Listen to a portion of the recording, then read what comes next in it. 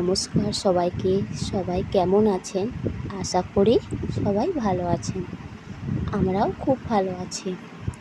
আজকে আবার একটি নতুন ভিডিও নিয়ে চলে এলাম। যাই হোক, ছেলে আজকে কিন্তু টেবিলটা গুছিয়ে টিউশনিতে গেছে। তার কারণ আছে, কালকে একটু বকাবকি করেছিলাম তো, সেই জন্যই হয়তো আজকে গুছিয়েছে।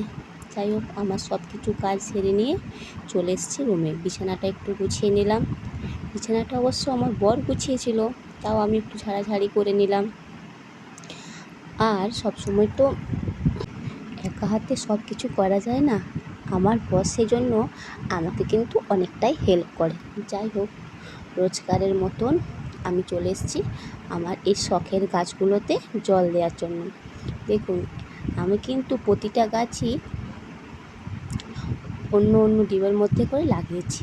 আপনারা চাইলেও কিন্তু এইভাবে লাগাতে পারেন। দেখুন, আমাদের বাড়িতে তো অনেক রকমেরই জিনিস থাকে যেগুলো আমাদের কাছে অপ্রয়োজনীয় হয়ে ওঠে। সেগুলো যদি আমরা ফেলে না দিয়ে একটু ভালোভাবে গুছিয়ে নিয়ে বা ডেকোরেশন করে অন্য কিছুভাবে নতুনত্ব কিছু করে তুলতে পারি, তাহলে কিন্তু ভালোই হয়।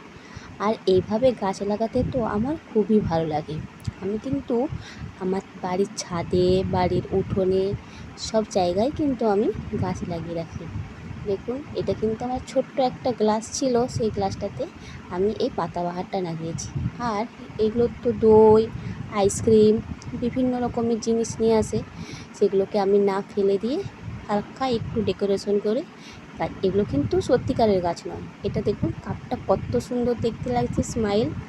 এর মধ্যেও কিছু একটা দিয়ে দিচ্ছি, ভালো লাগছে, ঘরটাও ভালো লাগলো আর আমার দেখতেও ভালো লাগলো। আর এই গাছগুলো কিন্তু খুব সুন্দর লাগছে। তারপরে চলে এসেছি, কালকে ঝুল ঝাড়া হয়েছিল, এই জন্য ওই ফুলঝাড়িটা খোলা হয়েছে, কিন্তু আমার তো আর ক্ষমতা নেই ওই উপরে গিয়ে এটা লাগাবার মতো। তাই এটা আবার দেখা যাক কবে লাগানোর সময় থাকে আমার বরের। যাই হোক, আমার এই সকল কাজগুলো সারা হয়ে গেছে।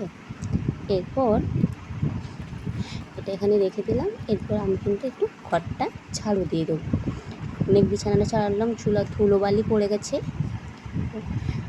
আমাদের তো মেয়েদের বা গ্রামের মেয়েদের এরকমই কাজ। সকালবেলায় ওঠো, সকাল থেকে উঠে লাতা ঝেঁটা নিয়ে আমাদের দিনটা শুরু হয়। আপনারা হয়তো শহর বাজারে থাকেন, এই সকলের মর্ম কিন্তু বুঝেন না, কিন্তু আমাদের রোজগারের সকালটা কিন্তু এইভাবেই শুরু হয়। আর আজকে এত সুন্দর রোদ দিয়েছে না, পুরো ঝলমল করছে যেন চারপাশটা। আমি দেরি না করে ঝটপট কিন্তু যা যা কাপড় চোপড় ছিল কেচে নিয়েছি। এত সুন্দর রোদ আর মিস করলাম না। যাই হোক, আমি স্নান টান করে চলে এসেছি রান্নার কাজে। দেখুন, পাশের বাড়ির দিদি এই কামরাঙাগুলো আমাদেরকে দিয়েছিল, কালকেই দিয়ে গেছে, কিন্তু এগুলো এত পাকা সেই জন্য না, কিন্তু একদিনের মধ্যেই পচন ধরে গেছে। আমিও সেই জন্য ঝটপট করে সবজিগুলো কাটতে বসে গেলাম। আর সবজিগুলো আমার কাটাও হয়ে গেছে। এটা কিন্তু আমি একটা পাঁচমিশালি তরকারি বানাবো। ওই জন্য বেগুন, পেঁপে, গাজর, ঝিঙে, আলু যা যা ছিল সবজি একটা কেটে নিয়েছি। আর তার সাথে কেটেছি করলা ভাজা। আর ওই যে কামরাঙাগুলো দেখালাম না, ওই কামরাঙাগুলো দিয়ে চাটনি বানাবো।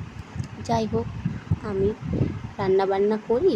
আমার এই ভিডিওটা কেমন লাগলো আপনারা কিন্তু জানাবেন। ভালো লাগলে একটা লাইক আর একটা সাবস্ক্রাইবার করে দেবেন। টাটা। কোনো ভিডিও